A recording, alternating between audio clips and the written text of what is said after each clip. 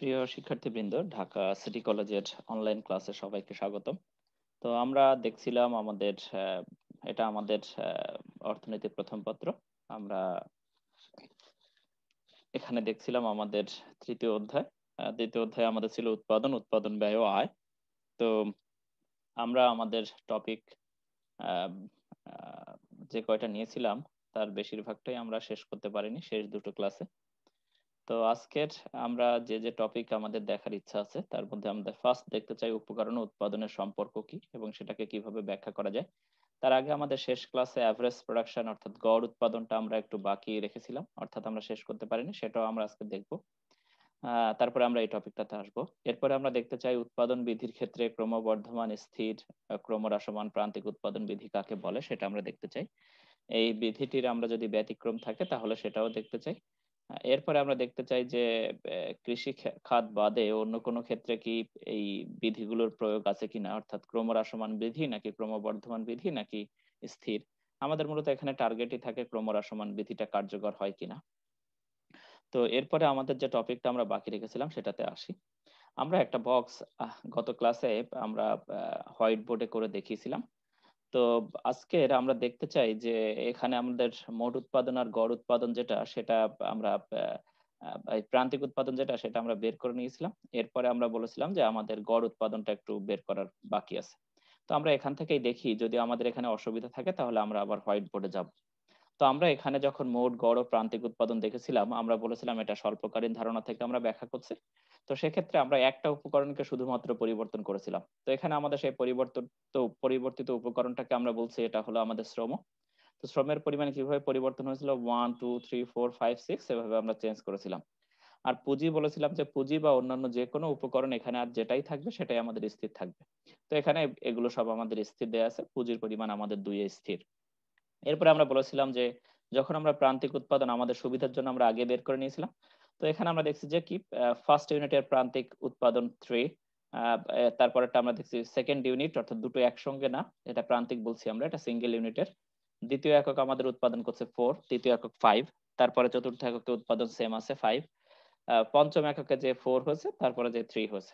তো এখান থেকে আমরা এগুলো যোগ করলে পেয়ে যাই কি মোট উৎপাদন। তাহলে 3 যোগ 3 আছে, ফার্স্টে 3 বসবে, 3 যোগ 4 7, 7 যোগ 5 12, 12 যোগ 5 17, 17 যোগ 4 21, 21 যোগ 3 24। তাহলে এটা আমরা মোট উৎপাদন পেয়ে গেলাম। এখন আমরা বলছি এই যে মোট উৎপাদন, এই মোট উৎপাদন থেকে গড় বা প্রান্তিক উৎপাদন নির্ণয় করা যায়। তো সেক্ষেত্রে আমরা প্রান্তিক উৎপাদন আমরা বলেছিলাম টিপি2 মাইনাস টিপি1 ডিভাইডেড বাই এল2 মাইনাস এল1, অর্থাৎ del T P by del L করলে আমাদের প্রান্তিক উৎপাদন পাওয়া যায়। অর্থাৎ যেখানে ডেল সাইন আছে সেখানে আমাদের বুঝতে হবে এটা একটা প্রান্তিক ধারণা, আর যেখানে ডেল সাইন নেই ডিভাইড আছে সেখানে আমাদের বুঝতে হবে এটা গড় ধারণার সঙ্গে সম্পর্কিত। তো এখন আমরা যদি গড় উৎপাদন বের করতে চাই, যে কোনো একজন তোমরা স্পিকার ওপেন করো, সবাই না। হ্যাঁ, শুভ ওপেন করো, মুখ ওপেন করো। হ্যালো, শুনতে পাচ্ছো? জি স্যার। আচ্ছা, এবার বলো যে গড় উৎপাদন যদি আমি এখন বের করতে চাই মোট উৎপাদন থেকে কিভাবে বের করা যায়। যেমন আমি একটা উদাহরণ দেই, তোমরা ধরো তিনজন বন্ধু আছো যারা একই শ্রেণীতে পড়ো। তারা একটা কোর্সে সব মিলে 40 ধরলাম আমরা যে 30 নাম্বার পেয়েছে। তাহলে গড়ে কত পেয়েছে? কেউ 15 পেয়েছে, কেউ 10 10 করে স্যার। পেয়েছে, কেউ 5 পেয়েছে, এরকম। তো গড়ে কত পেয়েছে? স্যার গড়ে 10। তাহলে আমরা কিভাবে গড়টা বের করলাম? আগে প্রথম কি পেয়েছি, স্যার মোটটা যে পেয়েছি। যোগ করে 3 দিয়ে ভাগ, তিনজনকে। আমরা প্রথমে মোটটা পেয়েছি, মোটকে আমরা নাম্বার দিয়ে ভাগ দিয়েছি, নাম্বারটা হলো আমাদের ইন্ডিপেন্ডেন্ট অর্থাৎ স্বাধীন। তো স্বাধীনটা এই গড়ের ক্ষেত্রে আমাদের নিচে বসে। এখানে আমাদের স্বাধীন কোনটা, স্বাধীন চলক কোনটা? দ্রুত বলো, দ্রুত বলো। স্যার জি বুঝতে পারেন, আরেকবার বলেন। এখানে আমাদের স্বাধীন চলক কোনটা? আমরা বলছি যে মোটকে আমরা স্বাধীন দিয়ে ভাগ দিব, এখানে আমাদের স্বাধীন চলক কোনটা? স্যার স্বাধীন চলক তো শুনতে পাইনি। 3 স্যার। স্যার শ্রম। শ্রম, কারণ হলো শ্রম আমরা দেখছি 1 2 3 শাস্ত্র। 4 5 6 এভাবে আমাদের শ্রমের পরিমাণ পরিবর্তিত হচ্ছে।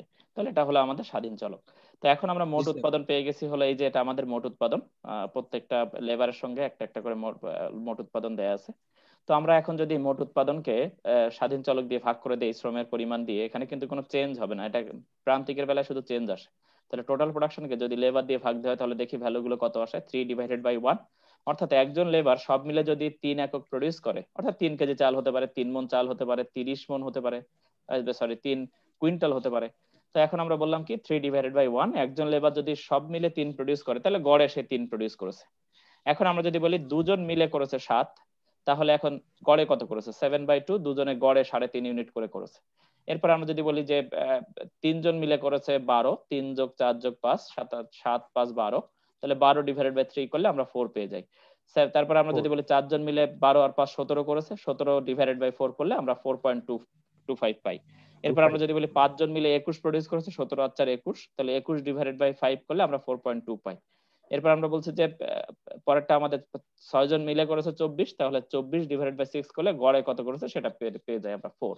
তাহলে আমরা দেখলাম কি যে আমাদের এখানে মোট উৎপাদন থাকলে সেখান থেকে গড় বা প্রান্তিক নির্ণয় করা যায়। গত ক্লাসে আমরা বলেছিলাম এখানে যদি প্রান্তিক নির্ণয় করতে চাই আমাদের সবসময় চেঞ্জ বের করতে হয়, টোটালের চেঞ্জ।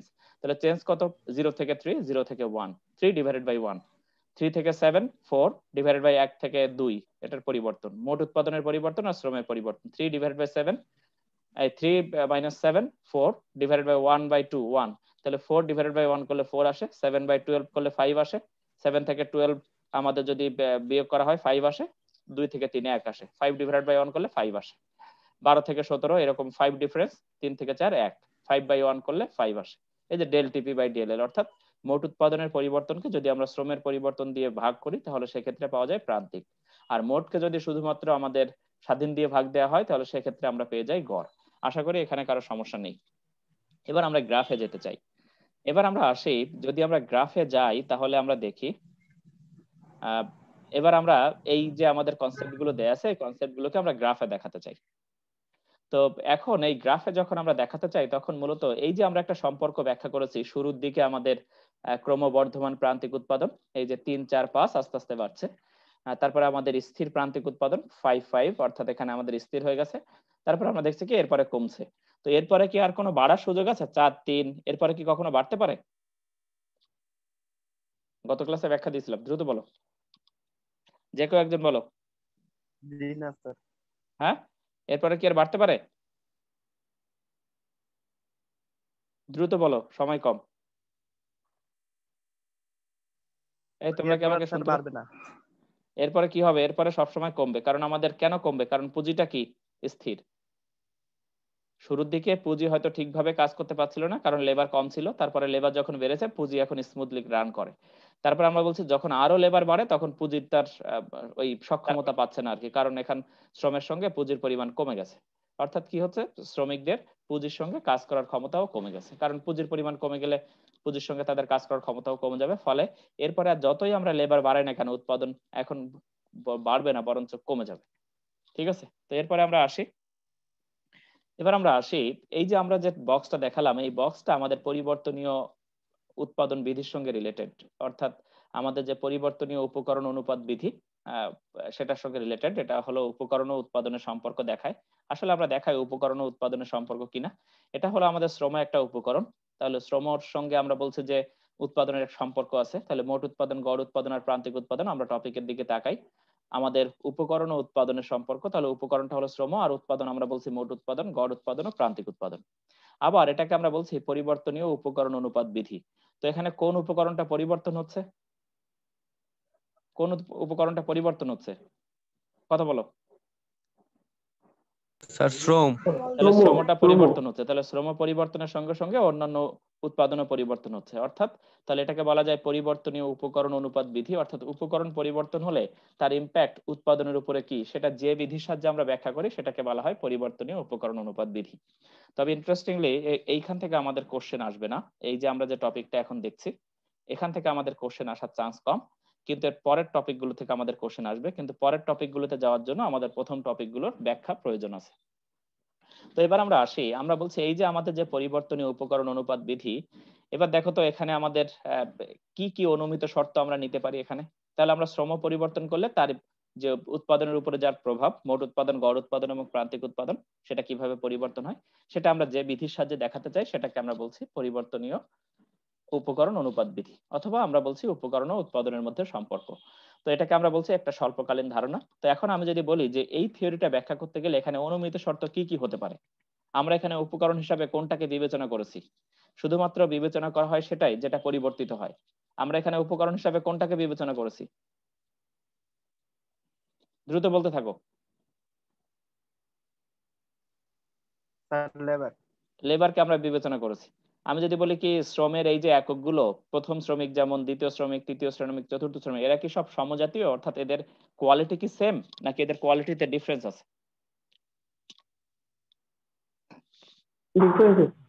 কোনো ডিফারেন্স থাকবে না, এদের সবার কোয়ালিটি সেম। তার অর্থ কি শ্রমের প্রতিটি একক আমরা বলছি এখানে সমজাতীয়।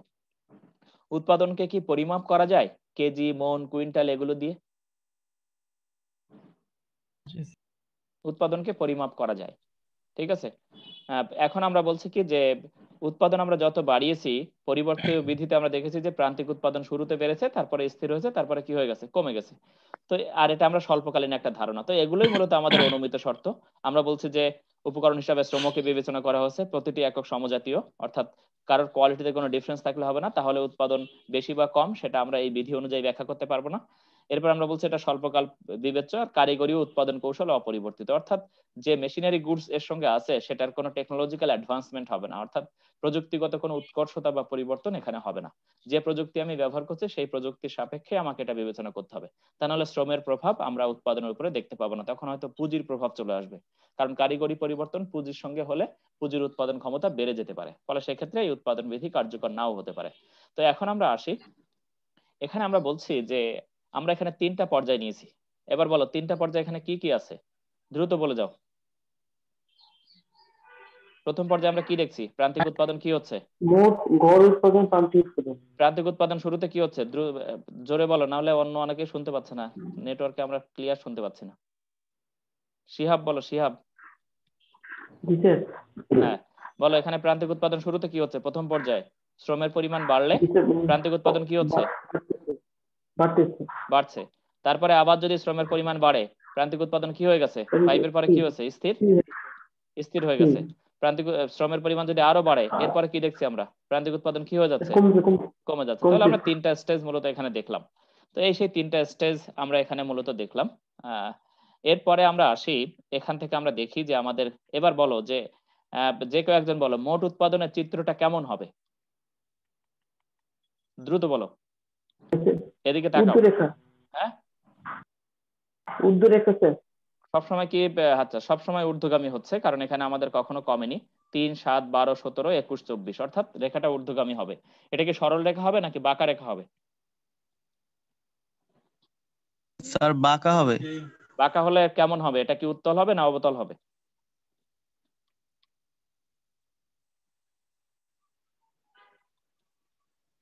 দ্রুত বলো, সময় কম। তোমরা রেসপন্ড না করলে আমি এই থিওরি আগাতে পারবো না। বাঁকা হবে না। উত্তল হবে না অবতল হবে? শিয়াব বলো। স্যার অবতল। কোথায় অবতল? শুরুতে দেখছি আমি 3 এর পরে 4 বেড়েছে, 4 এর পরে 5 বেড়েছে, তা তো বাড়তে বাড়তে বাড়ছে। তো বাড়তে বাড়তে বাড়লে তো উত্তল হয়। জি স্যার, উত্তল। তারপর আমরা কি দেখছি, একবার যে স্থির হয়েছে, তারপর আমরা কি দেখছি, 4 বেড়েছে, 3 বেড়েছে। তা প্রথম দিকে উত্তল দেখছি আমরা, বাড়তে বাড়তে বাড়ছে, পরের দিকে কমতে কমতে বাড়ছে। 17 পরে 4 বেড়েছে, 4 এর পরে 3 বেড়েছে। তাহলে প্রথম দিকে উত্তল, পরের দিকে কি, অবতল। অবতল। তা এখন আমরা গ্রাফের দিকে আসি। অবতল স্যার। এই যে, তাহলে আমরা গ্রাফে এখান থেকে আমরা একটা নির্দিষ্ট মান নিয়েছি, সেটা আমরা পরেও ব্যাখ্যা করতে পারি। তা তোমরা এই মানগুলোর দিকে তাকাও, যেমন ওই মানের সঙ্গে এই মান সম্পর্কিত আছে, 3, 4, 5, 5, 5, 4, 3, 2, 1, 0, -1। আমরা এখানে মাইনাস মানটাও নিয়েছিলাম, অর্থাৎ এই লেবার সে তার যে উৎপাদন তার চাইতে অন্যের কাছ থেকে 1 ইউনিট নিয়ে তাকে পে করতে হচ্ছে। তার কস্ট আর বেনিফিট হিসাব করে তারপরেও তাকে আমার এক্সট্রা 1 অন্য কাছ থেকে নিয়ে পে করতে হচ্ছে, এর জন্য আমরা মাইনাস দিয়েছি, সেদিন আমরা ব্যাখ্যা করেছিলাম। তো এখন দেখো 3, 7, 12, 17, 21, তাহলে 12, 17 পর্যন্ত আমাদের মানগুলো বেড়েছে আর কি, 21, 17। তারপরে আমরা কি দেখছি, 21-এর পরের থেকে মানগুলো আমাদের কমেছে, প্রান্তিক উৎপাদনগুলো। কিন্তু আমাদের এটা বেড়েছে কিভাবে, কমতে কমতে বেড়েছে। এরপরে যে দেখো তো এখানে কি হয়েছে, এখানে যে স্থির হয়ে গেছে, তারপর আবার কি হয়ে গেছে, এই যে 27-এর পরে কি হয়ে গেছে, কমে গেছে। কমে গেছে। তাহলে আমরা বলছি কি কমে গেছে। শুরুর দিকে আমাদের কম বাড়তে বাড়তে বাড়ছে, তারপরে আমরা বলছি আমাদের কমতে কমতে বাড়ছে, এবং শেষ বেলায় আমরা দেখছি কি কমে যাচ্ছে, কমে তাহলে গেছে। শেষ বেলায় কি কার্ভটা ঋণাত্মক হবে? তোমরা সবাই আশা করি রোল নাম্বার লিখেছো। শেষ বেলায় গ্রাফটা কেমন হবে? ঋণাত্মক হবে। শেষ বেলায় ঋণাত্মক বলে গ্রাফ আমরা বলি না, কেউ বলি, কিন্তু শেষ বেলায় গ্রাফটা হবে নিম্নগামী 27 থেকে 26। এবার দেখো তাহলে শুরুতে আমরা বলছি টোটাল প্রোডাকশন, কিন্তু এটা কিন্তু টোটাল প্রোডাকশন। দেখো শুরুতে বাড়তে বাড়তে বেড়েছিল, গ্রাফটা উত্তল, এই যে উত্তল নিয়েছি আমরা, ঠিক আছে, এই পর্যন্ত উত্তল। এবার দেখো তো তারপরে কি হয়েছে, কমতে কমতে বেড়েছে, কমতে কমতে কমতে বাড়লে কেমন হবে? অবতল, এই যে অবতল, স্যার এই যে তারপর অবতল। অবতল। তারপরে কি হয়েছে? ঋণাত্মক হয়েছে, এই যে নিচে নামিয়ে দিয়েছি। তাহলে আমরা গ্রাফটা কেমন পেলাম আমি একটু শেয়ার দিয়ে দেখাই। তাহলে আমরা যদি আমরা নিচে কি নিয়েছি বলো, ভূমি অক্ষে কি নিয়েছি? শ্রম। তাহলে ভূমি অক্ষে আমরা স্বাধীন চলক নিয়েছি, যেটা আমরা বলছি শ্রমের পরিমাণ। আর লম্ব অক্ষে আমরা নিয়েছি, লম্ব অক্ষে কি নিয়েছি শুরুতে, কোনটার সঙ্গে সম্পর্ক দেখিয়েছি? এটাকে আমরা বললাম কি, এখানে কি টোটাল প্রোডাকশন, ঠিক আছে, টোটাল প্রোডাকশন নিয়েছি।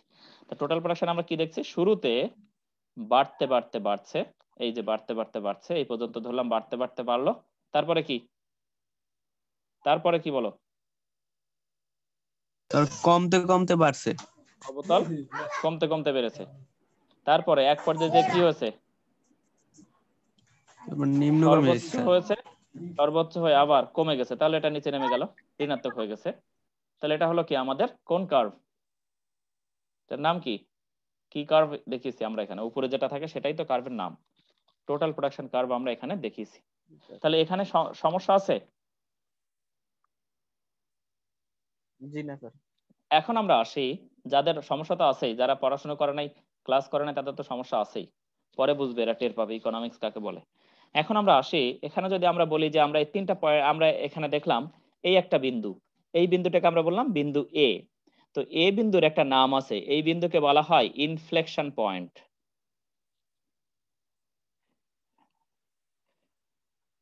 ইনফ্লেকশন পয়েন্ট, এটাকে বলা হয় ইনফ্লেকশন পয়েন্ট। এবার আমরা বলছি যে এই যে আমাদের একটা বিন্দু আমরা পেয়েছি, যে এখানে আমরা বললাম এটাকে আমরা ধরলাম বি বিন্দু, এই বি বিন্দুতে আমাদের টোটাল প্রোডাকশন কি সর্বোচ্চ? কথা বলবা, বি বিন্দুতে কি মোট উৎপাদন সর্বোচ্চ? জি স্যার। হ্যাঁ, কারণ এর উপরে আর নেই, এর উপরে আর মান যায়নি, এর পরে নিচে নেমে গেছে, এই পর্যন্ত উঠেছে, ওঠার পরে এখানে নেমে গেছে, তাহলে এর উপরে আর যায়নি, তাহলে এটাই সর্বোচ্চ। তাহলে বি পয়েন্টে আমাদের সব সময় মনে রাখতে হবে, যে পয়েন্টে একটা কার্ভ সর্বোচ্চ বা সর্বনিম্ন হয়, সেই পয়েন্টে মার্জিনাল প্রোডাকশন ম্যাক্সিমাম বা মিনিমাম হয়, সর্বনিম্ন হয়, এই জিরো হয় আর কি। সেই পয়েন্টে মার্জিনাল প্রোডাকশনটা জিরো হবে, সবসময় মনে রাখতে হবে, সেই পয়েন্টে মার্জিনাল চেঞ্জটা কত হবে? জিরো। তাহলে বি পয়েন্ট বরাবর মার্জিনাল প্রোডাকশনটা জিরো হবে, এটা মাথায় রাখতে হবে। তাহলে এখানে আমরা বলছি কি, বি পয়েন্টে আমাদের কোনটা ম্যাক্সিমাম? বি পয়েন্টে আমাদের টোটাল প্রোডাকশনটাকে আমরা বলছি, টোটাল প্রোডাকশনটাকে আমরা বলছি এটা হলো আমাদের ম্যাক্সিমাম। ওকে, কিন্তু মার্জিনাল প্রোডাকশন কত এখানে? জিরো। আমরা এটা আসবো আর কি, দেখি, আমরা দেখে আসি যে, আচ্ছা পরে আসছি। এবার মনে রাখবা যে তাহলে আমরা পেলাম কি, যে সবসময় মাথায় রাখতে হবে, যে পয়েন্টে আমাদের ইনফ্লেকশন পয়েন্ট, ইনফ্লেকশন পয়েন্ট, সেই পয়েন্টে আমরা কিন্তু এখানে গ্রাফ আঁকার সময় এটা আমাদের গুরুত্বপূর্ণ, যে পয়েন্ট হলো আমাদের ইনফ্লেকশন পয়েন্ট, সেই পয়েন্টে মার্জিনাল প্রোডাকশন ম্যাক্সিমাম হবে। এই জিনিসগুলো মাথায় রাখতে হবে। প্রান্তিক উত্তর আমরা গ্রাফে যাব। তাহলে শুরুতে আমরা কি বললাম, যে পয়েন্টকে আমরা বলছি ইনফ্লেকশন পয়েন্ট, ইনফ্লেকশন পয়েন্টের ব্যাখ্যা কি তাহলে? শিয়াব বলো, ইনফ্লেকশন পয়েন্টের ব্যাখ্যা কি, যদি আমরা সোজা চোখে তাকাই, ব্যাখ্যা কি? যে পয়েন্টে কি আছে, একটা রেখা কনভেক্স থেকে কনকেভ, উত্তল থেকে অবতল, অথবা অবতল থেকে উত্তল হয়, দুটোই কারেক্ট, অথবা কি অবতল থেকে উত্তল হয়, সেই রেখাকে আমরা বলি কি, ইনফ্লেকশন পয়েন্ট। বোঝা গেছে? বুঝতে পেরেছো? এই বুঝতে পেরেছো? জি স্যার। এবার দেখো, আমরা যদি বলি যে এখন আমরা যদি গড় বের করতে চাই, তাহলে আমরা প্রান্তিকটা দেখলাম, যে প্রান্তিক এ পয়েন্টে ম্যাক্সিমাম হবে, আর এই পয়েন্টে যে কি হবে, জিরো হবে। তাহলে এর পরের পয়েন্টগুলোতে কেমন হবে? এর পরে যখন টোটাল প্রোডাকশন কমবে, তখন প্রান্তিক উৎপাদন কি হয়ে যাবে? ঋণাত্মক হয়ে যাবে। তাহলে এই বি পয়েন্টের পরে প্রান্তিক উৎপাদনটা কেমন হবে বলো? মাইনাস। আফটার পয়েন্ট বি আমাদের প্রান্তিক উৎপাদন এটা কিন্তু আমাদের নেগেটিভ হবে। ওকে, ঋণাত্মক হবে, এটা আমাদের নেগেটিভ হবে।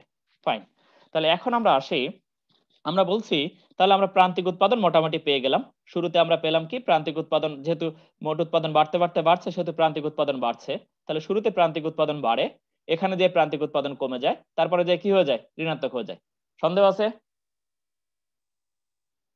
সন্দেহ আছে? না স্যার। এবার আমরা আসি, এখন আমরা যদি বলি যে গড় উৎপাদনের বেলায় কি অবস্থা, তো গড় উৎপাদন বের করা হয় সচরাচর এরকম লাইন টেনে টেনে। এই যে দেখো, গড় উৎপাদন বের করা হয় মূল বিন্দু থেকে লাইন টেনে। তো আমি যদি এই পয়েন্টের গড় উৎপাদন বের করতে চাই, তাহলে এই পয়েন্টের গড় উৎপাদন বের করতে চাইলে কি হবে, এই পয়েন্টে কি পরিমাণ লেবার আছে সেটা বের করতে হবে। যেমন এই পয়েন্ট বরাবর আমার একটা দাগ টানতে হয়, এই পয়েন্ট বরাবর কি পরিমাণ লেবার আছে সেটা আমার দেখতে হয়, আর এই পয়েন্ট বরাবর কি পরিমাণ আমাদের টোটাল প্রোডাকশন আছে সেটা বের করতে হয়। তাহলে বের করলে গড় বের হয়ে গেল। এখানে আমি যদি নেই টোটাল প্রোডাকশন আমাদের দেয়া আছে সাপোজ 50, টোটাল প্রোডাকশন দেয়া আছে সাপোজ 50, আর এখানে যদি আমাদের লেবারের পরিমাণ দেয়া থাকে সাপোজ 10, বলো তো গড় উৎপাদন কত এই পয়েন্টে? দ্রুত বলো, এই পয়েন্টে গড় উৎপাদন কত?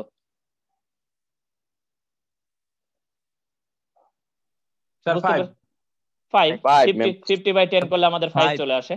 কিন্তু আমাদের প্রান্তিকের বেলায় তো চেঞ্জ, সেজন্য ওটা ওভাবে পাওয়া যায় না। প্রান্তিকে সবসময় একটা স্লোপ দিয়ে বের করতে হয়, সেটা তোমরা হয়তো দেখেছো কিছুটা। এখন আমি যদি বলি যে, এবার দেখো যে যদি আমি বলি এই পয়েন্টে যদি বের করতে চাইতাম, এই পয়েন্টে যদি বের করতে চাইতাম, তাহলে এই পয়েন্টে কি পরিমাণ লেবার আছে আর এই পয়েন্টে কি পরিমাণ টোটাল প্রোডাকশন আছে সেটা বের করলে আমাদের গড় বের হয়ে যাবে। এবার মনে রাখতে হবে যে গড় উৎপাদন সবসময় সর্বোচ্চ হয় সেই পয়েন্টে যে পয়েন্টে টোটাল প্রোডাকশনকে সে টাচ করবে, এবং তারপরে টোটাল প্রোডাকশনের আর কোনো সংযোগ থাকবে না ওই সেই রের সঙ্গে। এই যে একটা রশ্মি আমরা টেনেছি না মূল বিন্দু থেকে, এই রশ্মিটা যদি এমন কোন জায়গা পায় যে জায়গায় টোটাল প্রোডাকশনকে সে স্পর্শ করেছে, এবং তারপরে যদি আমরা আরো চেঞ্জ করতে চাই টোটাল প্রোডাকশনকে, তাহলে সে আর টোটাল প্রোডাকশনকে পাচ্ছে না, তাহলে সেই বিন্দুটা হবে আমাদের অ্যাভারেজ প্রোডাকশন ম্যাক্সিমাম। তো আমরা একটা লাইন আমরা টানি, দেখি আমাদের কোথায় আসে।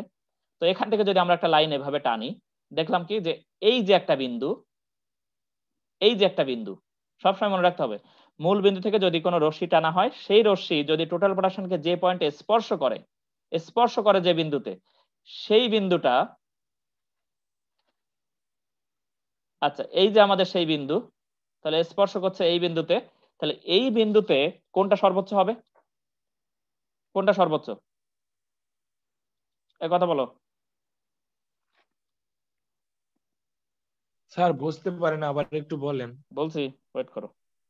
আমরা বলছি যে যদি এই রশ্মিটা আমরা টানতে থাকি এবং দেখা যায় যে এমন একটা জায়গা, যে জায়গায় এই রশ্মিটা আমরা টানছি, আগে এদিকে টেনেছিলাম এখন এদিকে টানছি, ওকে, তো যখন এই রশ্মিটা এমন একটা জায়গায় যদি সে পায় যেখানে সে টোটাল প্রোডাকশনকে স্পর্শ করে, তাহলে সেই স্পর্শ বিন্দুতে অ্যাভারেজ প্রোডাকশন কি হবে, ম্যাক্সিমাম, মানে সর্বোচ্চ হবে, অ্যাভারেজ প্রোডাকশন ম্যাক্সিমাম হবে, এর উপর থেকে বাড়তে থাকবে, বেড়ে বেড়ে এখানে যে ম্যাক্সিমাম হবে তারপরে আবার কমে যাবে।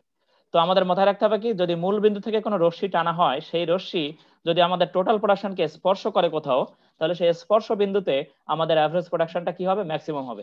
তাহলে আমি যদি বলি স্পর্শের পরে আমরা কি বলেছিলাম, আর কোনো স্পর্শক পাওয়া যাবে না, তাহলে যদি দেখি এখান থেকে আর কোনো স্পর্শক পাওয়া যায় কিনা, আমরা আরেকটা লাইন টানলাম, দেখো তো টোটাল প্রোডাকশনের সঙ্গে আর কোনো কন্ট্যাক্ট আছে? না স্যার। জি না, তাহলে না এর সঙ্গে স্যার। আর কোনো, এর বাইরে গেলে তার আর স্পর্শক কোনো পাওয়া যাচ্ছে না, ফলে এর বাইরে আর কোনো তার ম্যাক্সিমাম পয়েন্ট আসার প্রশ্নই আসে না। আর যত এদিকে আসতে থাকবো, যত আমরা বাম দিকে নামতে থাকবো, তত আমাদের অ্যাভারেজ প্রোডাকশনটা কি হতে থাকবে, কমতে থাকবে। ঠিক আছে, এই লাইনের পরে যত আমরা বাম দিকে নামতে থাকবো, এই লাইনের পরে, এই যে এই লাইনটা দেখছো, এই লাইনের পরে যত আমরা বাম দিকে নামতে থাকবো তত কিন্তু অ্যাভারেজ প্রোডাকশন কমবে। কিন্তু এর, নাকি ডান দিকে স্যার?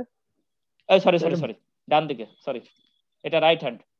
এই রাইট আর লেফটে আমাদের একটু প্রবলেম আছে। তো এখন আমরা আসি, তাহলে দেখছি কি যে এরপরে যত আমরা লেফট হ্যান্ডে নামতে থাকবো, এই সরি রাইট হ্যান্ডে নামতে থাকবো, তত আমাদের অ্যাভারেজ প্রোডাকশনের মানটা কমতে থাকবে। তো আমি ধরে নিচ্ছি যে এখানে আমরা মোটামুটি একটা ধারণা পেয়েছি।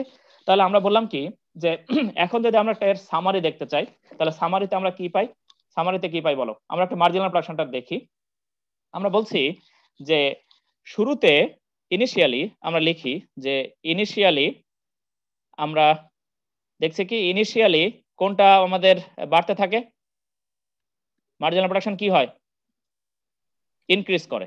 ওকে, আমাদের শুরুতে আমরা দেখলাম মার্জিনাল প্রোডাকশন ইনক্রিজ করে। তারপরে এক পর্যায়ে যে আমাদের কি হয় সেটা মার্জিনাল প্রোডাকশন এক পর্যায়ে যে কি হয়, ডিক্রিজ হয় এই ডিক্রিজ কি করে হয়, মার্জিনাল প্রোডাকশন এক পর্যায়ে যে কি হয়, ম্যাক্সিমাম হয়। সেটা ম্যাক্সিমাম কোন পয়েন্টে যে, স্যার বি পয়েন্টে। কোন পয়েন্ট বলেছিলাম, তার নাম দিয়েছিলাম কি, in total point sir. Inflection point. Inflection পয়েন্টে যে ম্যাক্সিমাম হবে। তারপরে তারপরে কি বলেছিলাম, যেখানে টোটাল প্রোডাকশন ম্যাক্সিমাম হবে, তারপর ইনফ্লেকশন পয়েন্টের পরে যে সে আবার কমতে থাকবে, ইনফ্লেকশন পয়েন্টের পরে সে আবার কমবে। এরপরে যে যখন টোটাল প্রোডাকশন ম্যাক্সিমাম হবে, টোটাল প্রোডাকশন যখন ম্যাক্সিমাম আছে তখন মার্জিনাল প্রোডাকশন কত হবে, ম্যাক্সিমাম বা মিনিমামে সবসময় মনে রাখতে হবে মার্জিনালটা জিরো হয়, কত হবে, জিরো হবে। তারপরে যে মার্জিনাল প্রোডাকশনটা কি করে, কমে না বাড়ে, কমে ফল করে, কিন্তু সেটা পজিটিভ না নেগেটিভ, পজিটিভ না নেগেটিভ, নেগেটিভ নেগেটিভ। এটা হলো আমাদের প্রথম ব্যাখ্যা মার্জিনাল প্রোডাকশনের, বেসিকটা আমরা এখান থেকে দেখলাম। তোমরা যারা ইকোনমিক্স পড়বে তাদের জন্য এটা কাজে লাগবে ভবিষ্যতে। তো এরপরে আমরা আসি, এখানে যখন তোমরা হায়ার স্টাডিজে যাবা, এখানে তোমাদের ম্যাথমেটিক্যাল নোটেশন থাকবে, ম্যাথমেটিক্স দিয়ে এটাকে ব্যাখ্যা করা হবে। আমি জাস্ট থিওরিটিক্যাল ব্যাখ্যা দিচ্ছি, সেটা তোমাদের পরে আরো কাজে লাগতে পারে। এরপরে আমরা আসি, আমরা বলছি তাহলে অ্যাভারেজ প্রোডাকশন যখন ম্যাক্সিমাম হবে তার আগ পর্যন্ত অ্যাভারেজ প্রোডাকশনকে কি হতে হবে, বাড়তে হবে। তাহলে ইনিশিয়ালি আমরা বলছি কি যে অ্যাভারেজ প্রোডাকশন কি হবে, ইনক্রিজ করবে। ইনিশিয়ালি অ্যাভারেজ প্রোডাকশনটা ইনক্রিজ করবে, একটা দিয়ে নিও আর কি।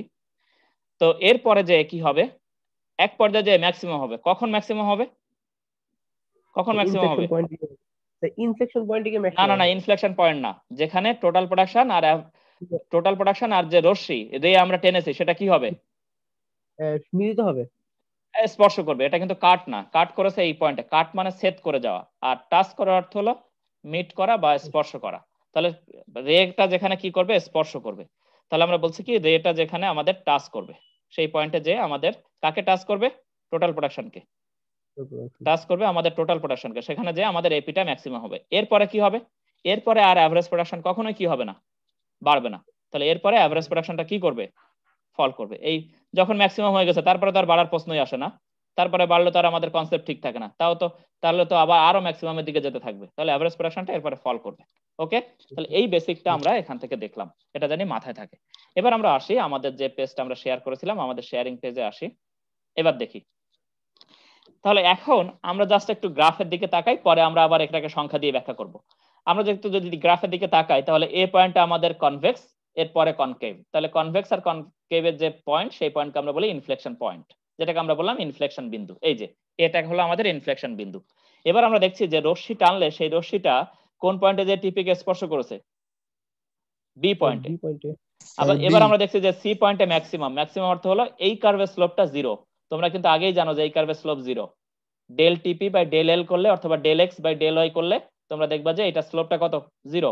কারণ এখানে শুধু কাজ চেঞ্জ আছে, স্বাধীনের চেঞ্জ আছে, কিন্তু অধীনের চেঞ্জ নেই।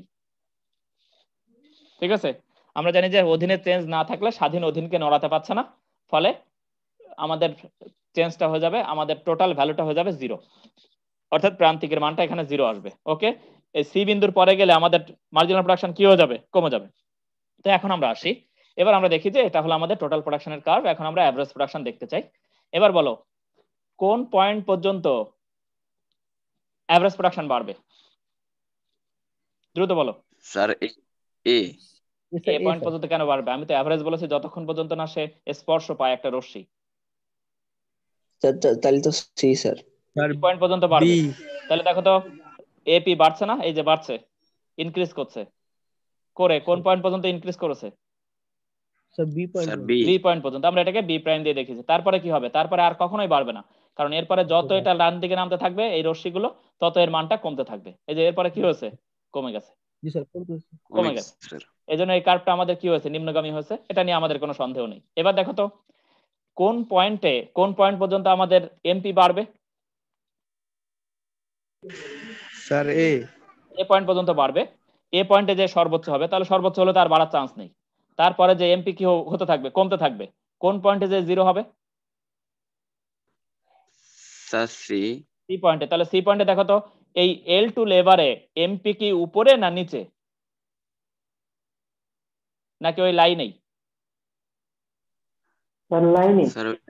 এমপির মানটা আমাদের তো এই লাইনের উপরেই, এই যে এই লাইন না, এই যে এই হরাইজন্টাল লাইন যেটাকে আমরা বলি ভূমি অক্ষ, ভূমি অক্ষের উপরে যেখানে শ্রমিক দেখিয়েছে সেই পয়েন্ট, সেখানে না পয়েন্ট। তা ভূমি অক্ষের মান কত? 0 স্যার। ভূমি অক্ষে কেন্দ্রের মান 0, কিন্তু আমরা বলছি যে এই নিচে আমরা তো দেখেছি লেবার, নিচে তো দেখেছি লেবার, তা লেবার ধরলাম 10। তা 10-এর সময় অ্যাভারেজ আর মার্জিনাল তো উপরে বা নিচে, উপরে বা নিচে, তা উপরে কি গেছে? এই লেবারে কি প্রান্তিক উৎপাদন উপরে না নিচে, নাকি ওই লাইনেই?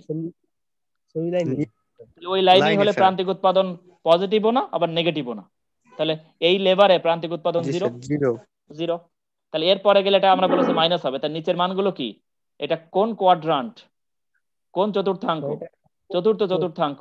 চতুর্থ চতুর্থাংকে কি বসে, প্লাস মাইনাস নাকি মাইনাস প্লাস?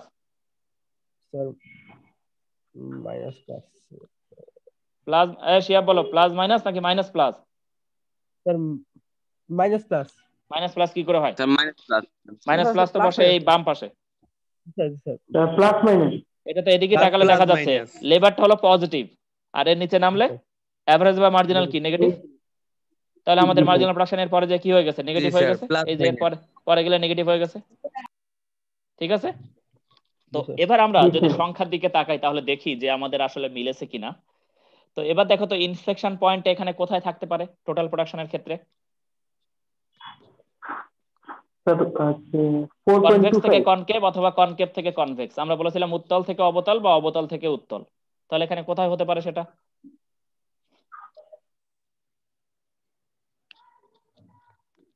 এই 3 থেকে 7, 7 থেকে 12, 12 থেকে 17।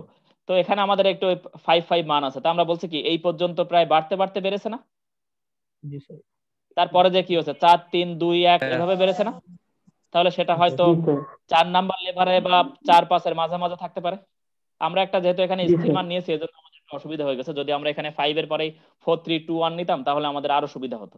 তাহলে 3, 4, 5 এ পর্যন্ত বাড়তে বাড়তে তাহলে এটা উত্তল, উত্তলের পরে আবার অবতল হয়েছে। তাহলে হয়তো এই এর মাঝামাঝি কোন একটা জায়গায় আমাদের মানটা আছে, এই 4 নাম্বার লেভারে হতে পারে। ঠিক আছে, 4 নাম্বার লেভারে, বুঝতে পেরেছো? 4 নাম্বার লেভারে আমাদের ইনফ্লেকশন পয়েন্ট আছে। এবার বলো তাহলে L0 এর মান কত? এই L0 এর মান কত?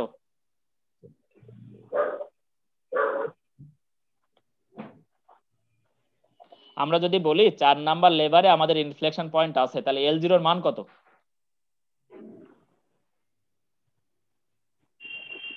কথা বলো না কেন?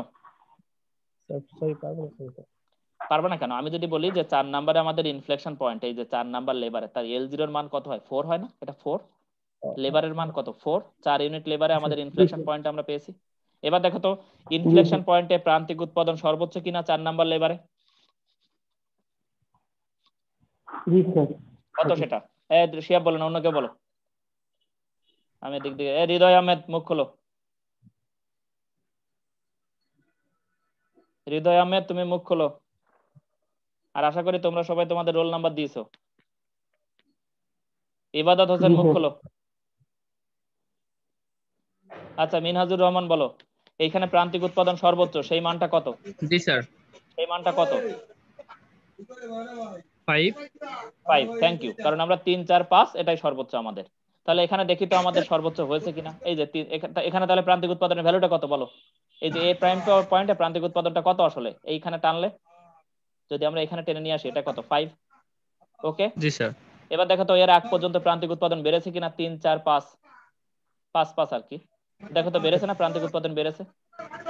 এবার বলো, জি স্যার। এবার বলো 5 এর পরে কি হয়েছে? 5 এর পরে তো কমছে স্যার। কমছে, দেখো তো কমেছে কিনা? কমেছে কিনা? কমেছে। এরপরে দেখো তো টোটাল প্রোডাকশন যেখানে সর্বোচ্চ সেখানে কি প্রান্তিক উৎপাদন 0? দেখো তো মোট উৎপাদনের সর্বোচ্চ মান কত? জি স্যার। মোট উৎপাদনের সর্বোচ্চ মান কত বলো? 27। তাহলে 27 এর সময় দেখো তো প্রান্তিক উৎপাদন 0 কিনা? জি স্যার। জি স্যার। এই যে 0। তাহলে আমরা যদি দেখি যে আমাদের সেই বলো এবার তখন লেবার কত? লেবার হচ্ছে স্যার 9। তাহলে আমি যদি বলি যে তাহলে এখন L2 এর মান কত? L2 এর মান 9। L2 এর মান হচ্ছে স্যার নয়, জি, স্যার। কারণ এখানে আমাদের সর্বোচ্চ, এর পরে তো আর নেই, তাহলে সেখানে আমাদের প্রান্তিক উৎপাদন 0, এই যে প্রান্তিক উৎপাদন 0। এরপরে দেখো প্রান্তিক উৎপাদন পজিটিভ না নেগেটিভ? আচ্ছা সরি, সামনে যেতে হবে। প্রান্তিক উৎপাদন পজিটিভ না নেগেটিভ? নেগেটিভ। নেগেটিভ। দেখো তো নেগেটিভ হয়েছে কিনা, এই যে নেগেটিভ হয়েছে কিনা দেখো তো। জি স্যার। জি স্যার। বুঝতে পেরেছো? এবার আমরা আসি, ওকে জি স্যার। স্যার। এবার এভারেজ প্রোডাকশনটা ব্যাখ্যা দাও, কে দিবে বলো? এভারেজ প্রোডাকশনটা ম্যাক্সিমাম কোথায় দেখো তো? Average production maximum 4.25 4.25। এখানে একটা ব্যাপার আছে, সেটা হলো যে এই যে আমরা যে একটা মান নিয়েছি 55, এই 55 মানের জন্য আমাদের এই 4.25টা আর একটু নিচে যাওয়ার কথা ছিল, কিন্তু সেটা আর হয়নি। এজন্য দেখা যাচ্ছে কি যে 4-এর সময় আমাদের প্রান্তিক উৎপাদনও সর্বোচ্চ, আবার গড় উৎপাদনও সর্বোচ্চ দেখাচ্ছে। আসলে এটা 5 বা আর একটু নিচে যাওয়ার কথা ছিল, যদি আমরা এখানে এই 5টা স্থির না নিতাম আর কি। যেহেতু আমরা একটা স্থির অনুপাত বিধি ব্যাখ্যা করতে চাই পরে, এজন্য আমরা স্থির মানটা রেখেছিলাম। তো একটু মনে রাখতে হবে যে এই যে আমাদের 4 বা 5 এর মাঝামাঝি কোনো একটা জায়গায়, 4 বা 5 এর মাঝামাঝি কোনো একটা জায়গায় গড় উৎপাদনটা সর্বোচ্চ, এর পরের মানটা হয়তো সর্বোচ্চ, তারপর থেকে 5 থেকে আস্তে আস্তে কমছে, হয়তো 4.5 যে এটা সর্বোচ্চ হতে পারে। তা না হলে আমাদের আবার ব্যাখ্যাটা অসুবিধা হয়ে যাবে। কারণ দেখো, আমরা যদি বলি যে 4 এর সময় প্রান্তিক উৎপাদন সর্বোচ্চ, তাহলে 4 এর সময় যদি গড় উৎপাদন সর্বোচ্চ হয়, তাহলে তো দুটোই কাছাকাছি লাইন যে এখানে যে হাজির হয়। বুঝতে পেরেছো আমি কি বলেছি? কি বলেছি বুঝতে পেরেছো? আরেকবার বুঝাতেন স্যার, আরেকবার বলবো। আমরা বলছি যে যদি তুমি দেখো যে প্রান্তিক উৎপাদন কততে সর্বোচ্চ হয়েছে, 4-এ না? লেবার যখন 4, তখনই যদি আবার গড় উৎপাদন সর্বোচ্চ হয়, তাহলে গড় উৎপাদন তো দেখছি আমরা লেবারের 4-এর থেকে পিছায় চলে গেছে, 5-এ যেতে পারে বা 4.5-এ যেতে পারে, তাই না? L1। কিন্তু তাহলে তো দুটোই একই জায়গায় যে ম্যাক্সিমাম হতো, কিন্তু আসলে তো তা না। গ্রাফ অনুযায়ী তো আমাদের ইনফ্লেকশন পয়েন্টে কখনো আমাদের গড় উৎপাদন সর্বোচ্চ হয় না।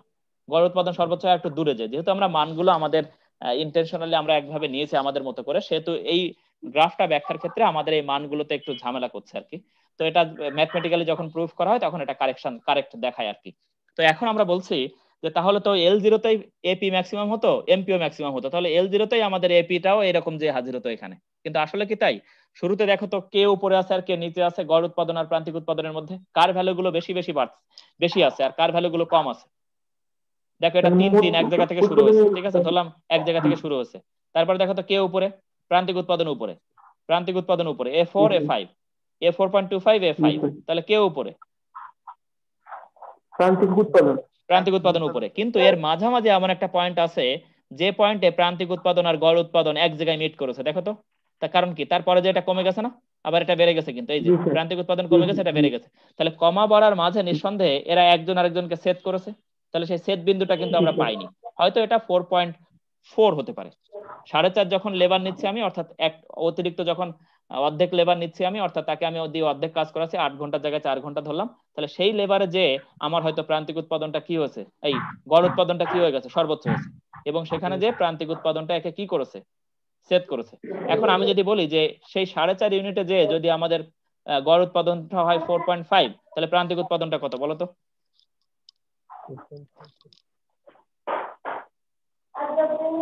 বলো বলো। 4.5 5 হবে কেন?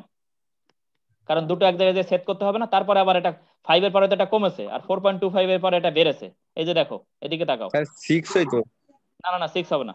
5 এর পরে যে এটা কমেছে, 5 এর পরে যে কমেছে, তাহলে সেটা ধরলাম 4.5, 5 এর পরে 4.5। আবার এরটা বেড়েছে, 4.25 ছিল আগে, ধরলাম এই জায়গায় 4.25 ছিল, এই জায়গায় 4.25 ছিল, এখন হচ্ছে কত? 4.5। এই যে এখানে যে 4.5, তাহলে এক জায়গায় যে যখন এরা মিলিত হবে, তাহলে সেই মানটা আমরা যেহেতু আমাদের মতো করে মানটা লিখেছিলাম, সেজন্য দেখা যাচ্ছে কি ওই মানটা এভাবে আসেনি। এটা একটা মান আসার কথা যেখানে দুটোই এক জায়গায় যে পয়েন্টে মিট করবে, তাহলে সেই পয়েন্টে এপি আর এমপির একটা নাম মান তো পাওয়ার কথা, কিন্তু আমরা পাইনি আর কি। সেই পয়েন্টটা কিন্তু এই পয়েন্টটা। এবার দেখো, সেই পয়েন্টের পরে গেলে আমাদের কোনটা উপরে আর কোনটা নিচে? সেই পয়েন্টের পরে গেলে কোনটা উপরে আর কোনটা নিচে? প্রান্তিক উৎপাদন কমে গেছে, গড় উৎপাদন এখন কি হয়ে যাচ্ছে? বেড়ে যাচ্ছে। প্রান্তিক উৎপাদন কমে গেছে, গড় উৎপাদন বেড়ে গেছে, কিন্তু দুটোই কি হচ্ছে? কমছে না? দুটোই কমছে। তাহলে কে কার উপরে থাকবে? এখন কে কার উপরে থাকবে? প্রান্তিক উৎপাদন যা কমছে তার থেকে গড় উৎপাদনটা কম কমছে, তাহলে বা গড় উৎপাদনের মানটা বেশি কিন্তু সেটা কমছে। তাহলে দেখো তো, গড় উৎপাদনটা এখন উপরে চলে গেছে, প্রান্তিক উৎপাদনটা কি হয়েছে? নিচে নেমে গেছে। এই যে এদিকে তাকাও, প্রথম দিকে আমরা দেখছি কি, প্রথমে কিন্তু কোনটা উপরে? প্রান্তিক উৎপাদন উপরে, কিন্তু বাড়ছে। বাড়ছে, এই যে প্রান্তিক উৎপাদন উপরে। প্রান্তিক উৎপাদন জি, স্যার। উপরে কিন্তু বাড়ছে, দেখি আমরা প্রান্তিক উৎপাদন উপরে কিন্তু বাড়ছে, এই যে বাড়ছে। জি, বাড়ছে স্যার। না, প্রান্তিক উৎপাদন উপরে কিন্তু বাড়ছে। এক পর্যায়ে যে প্রান্তিক উৎপাদন নামা শুরু করেছে, নামা শুরু করলে জি, তখনও স্যার। কিন্তু গড় উৎপাদন বাড়ছে, গড় উৎপাদন বেড়ে জি, সে স্যার। 4.5 লেভারেজে ম্যাক্সিমাম হয়েছে। আবার 4.5 লেভারেজে এরাদের দুটোর মান কি হয়ে গেছে, সমান হয়ে গেছে, এই যে সমান হয়ে গেছে। জি, স্যার। সমান হওয়ার পরে এখন কি হচ্ছে, গড়টা এখন মান বেশি, গড়ের মান বেশি, প্রান্তিকের মান কম, তাহলে এখন গড়টাও কমছে, দুটোই কিন্তু কমছে। 4 এর পরে 3.71, 3.3, 3, 2.6 কমছে, এটাও কমছে, 3, 2, 1, 0, -1 দুটোই কমছে, কিন্তু কার মানটা উপরে? মার্জিনাল মার্জিনাল কেন? 50। গড় উৎপাদনের মান স্যার, উপরে, এভারেজ প্রোডাকশনের মান উপরে, আর প্রান্তিক উৎপাদনের মান নিচে। এই জন্য প্রান্তিক উৎপাদনটা নিচে নেমে গেছে আর গড় উৎপাদনটা উপরে উঠে গেছে। তাহলে শুরুতে, তাহলে এটা হলো আমাদের গড় আর প্রান্তিক উৎপাদনের সম্পর্ক। এখন আমি আজকের আর কিছুক্ষণ ক্লাস নেই, না হলে তাহলে আমাদের সুবিধা হবে, কারণ আমরা যেহেতু আজকের ক্লাসটা 40 মিনিটের বেশি পেয়েছি, আমাদের একটু বেশি গেলে আমাদের সুবিধা। তো এখানে আমরা মূলত 3টা স্টেজ দেখলাম আর কি, যে শুরুতে আমাদের একটা স্টেজের মধ্যে আমরা দেখলাম যে আমাদের গড় উৎপাদন, প্রান্তিক উৎপাদন বাড়ে, সেখানে আমরা বলি ইনফ্লেকশন পয়েন্ট। এখানে তুমি দেখো 3টা স্টেজ আমাদের হয়তো ব্যাখ্যা করা আছে। মোট উৎপাদন বাড়তে বাড়তে বাড়ে, ফলে প্রান্তিক উৎপাদন ও গড় উৎপাদনও বাড়ে। যখন গড় উৎপাদন সর্বোচ্চ হয় তখন প্রথম পর্যায়ে শেষ হয়। তাহলে এটা প্রথম পর্যায়ে, প্রথম পর্যায়ে প্রান্তিক উৎপাদন গড় উৎপাদনের উপরে অবস্থান করে। দেখি আমরা প্রথম পর্যায়ে কে কার উপরে অবস্থান করে, প্রান্তিক উৎপাদন গড় উৎপাদনের উপরে অবস্থান করে, এটা আমরা প্রথম পর্যায়ে বলেছি, বি প্রাইম পর্যন্ত। এরপর আমরা দ্বিতীয় পর্যায়ে কি ব্যাখ্যা দিয়েছি দেখো, মূল বিন্দু হতে একটি সরল রেখা মোট উৎপাদন রেখার, এটা রেখার হবে, বাম পাশে যে বিন্দুতে স্পর্শ করে সেই বিন্দুর পর হতে মোট উৎপাদন কমতে কমতে বাড়ে, বেড়ে সর্বোচ্চ হওয়া পর্যন্ত প্রান্তিক উৎপাদন কমলেও শূন্য অপেক্ষা অধিক হয়। দেখি আমরা, তাহলে যে পয়েন্ট এটা আমরা বলছি কি যে স্পর্শ করেছে সেই বিন্দুর পরবর্তী বিন্দু পর্যন্ত আমরা দেখছি কি যে প্রান্তিক উৎপাদন কমলেও সেটা পজিটিভ। এই যে প্রান্তিক উৎপাদন কমছে কিন্তু সেটা পজিটিভ। ইনফ্লেকশন পয়েন্টের পরে কোন বিন্দু পর্যন্ত, সি বিন্দু পর্যন্ত প্রান্তিক উৎপাদন কমলেও সেটা পজিটিভ, কারণ এর উপরে পজিটিভ না, জিরোর উপরে পজিটিভ, সেটা কমলেও পজিটিভ। কিন্তু যখন আমাদের সি পয়েন্টের পরে চলে যাচ্ছে তখন সেটা কি হয়ে যাচ্ছে, মাইনাস হয়ে যাচ্ছে, নেগেটিভ। নেগেটিভ। শূন্য অপেক্ষা অধিক হয় এবং গড় উৎপাদন কমলেও সেটি প্রান্তিক উৎপাদন রেখার উপরে অবস্থান করে। গড় উৎপাদন কমলেও সেটা কি প্রান্তিক উৎপাদন রেখার উপরে অবস্থান করছে, দেখি আমরা, গড় উৎপাদন কমলেও প্রান্তিক উৎপাদন রেখার উপরে অবস্থান করে, এই পর্যন্ত তো আমাদের এটা উপরে অবস্থান করছে। এরপরে আমরা দেখি তৃতীয় পর্যায়ে, ঋণাত্মক পর্যায়ে। এই পর্যায়ে মোট উৎপাদন হ্রাস পেতে থাকে, ফলে প্রান্তিক উৎপাদন ঋণাত্মক হয়। দেখো তো এবার কি ঠিক আছে কিনা, মোট উৎপাদনের সি বিন্দুর পরে হ্রাস পেতে থাকছে, প্রান্তিক উৎপাদন কি হয়ে গেছে, মাইনাস হয়ে গেছে। তো এই টপিকটা আমাদের জানার দরকার, কারণ এখানে আমরা 3টা স্টেজকে নিয়েছি। একটাকে আমরা বলেছি ক্রমবর্ধমান প্রান্তিক উৎপাদন 3, 4, 5 পর্যন্ত। তারপরে আমরা বলছি স্থির প্রান্তিক উৎপাদন 5, 5, 5-এর পরে আর চেঞ্জ হয়নি, 5, 5। তারপরে আমরা নিচ্ছি ক্রমহ্রাসমান প্রান্তিক উৎপাদন। তাই এখানে শুরুতে আমাদের ক্রমবর্ধমান প্রান্তিক উৎপাদন বিধি, তারপরে যে স্থির প্রান্তিক উৎপাদন বিধি, তারপরে যে ক্রমহ্রাসমান প্রান্তিক উৎপাদন বিধি। তো আমরা এখন আসি, দেখি এখান থেকে। এখন আমরা বলছি কি ক্রমবর্ধমান প্রান্তিক উৎপাদন বিধি। তো ক্রমবর্ধমান প্রান্তিক উৎপাদন বিধি যে কেউ একজন একটা ডেফিনেশন দাও, এটা তোমরা নিজেরা পড়বা, এমনি যেটা মনে হচ্ছে সেটা একটা ডেফিনেশন দাও, দ্রুত বলো।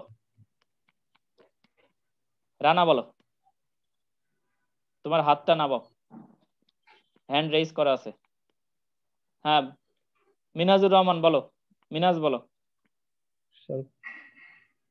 ক্রমবর্ধমান প্রান্তিক উৎপাদন বিধি কি? বিধি ব্যাখ্যা করতে গেলে আমাদের দুটো চলকের সম্পর্ক ব্যাখ্যা করা হয়, যেমন তুমি চাহিদা বিধিতে দেখেছো দামের সঙ্গে চাহিদার সম্পর্ক। তা এই যে ক্রমবর্ধমান প্রান্তিক উৎপাদন বিধি, এই বিধিতে স্বাধীন চলক কে আর অধীন চলক কে? অধীন চলক তো দেয়াই আছে, কোনটা? কথা বলো।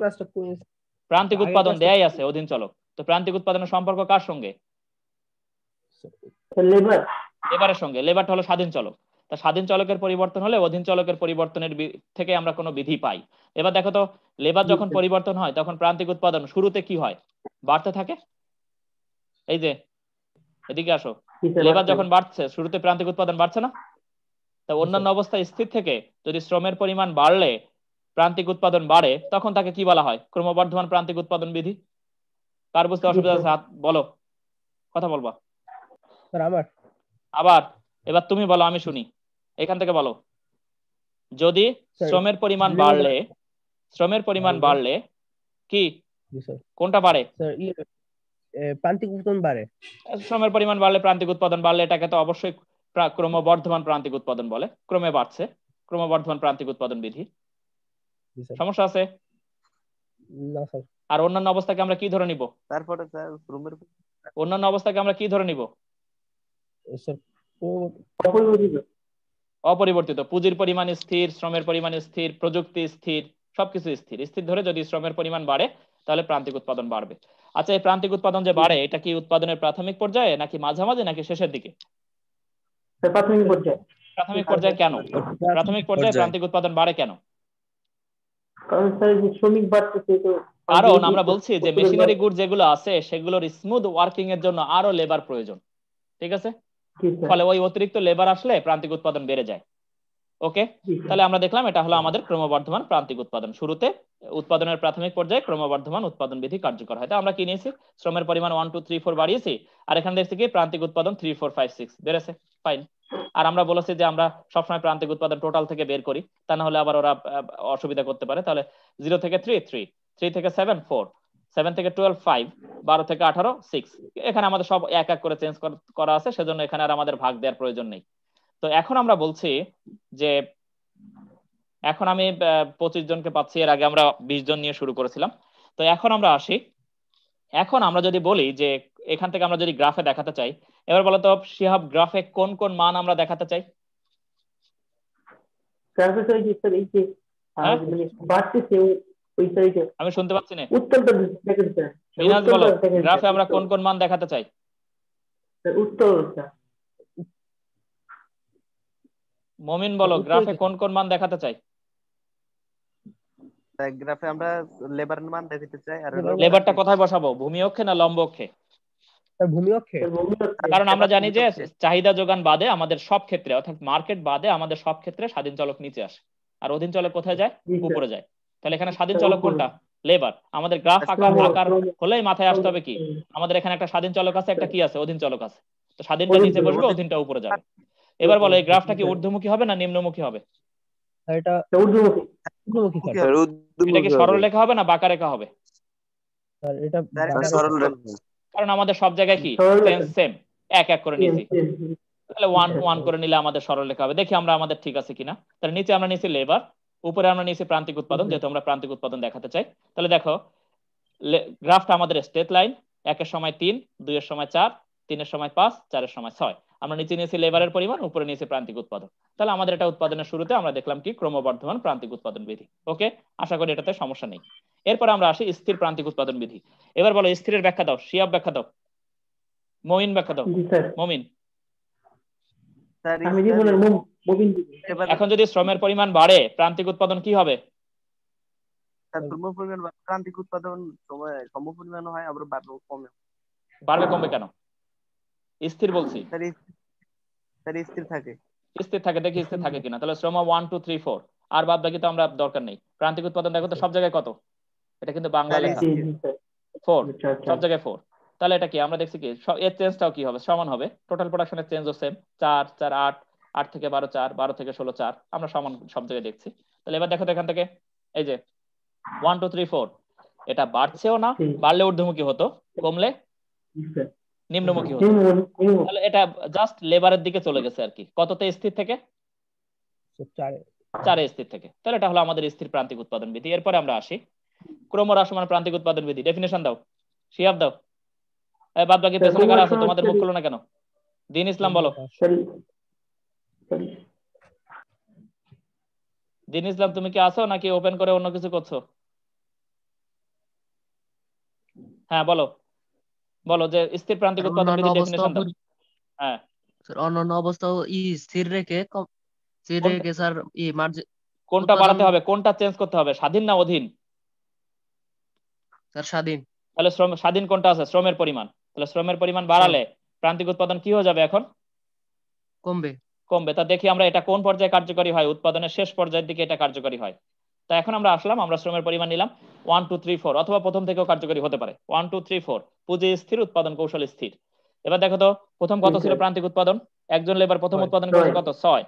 দ্বিতীয় এককে সে 5 করেছে, তৃতীয় এককে সে 4 করেছে, চতুর্থ এককে সে 3 করেছে।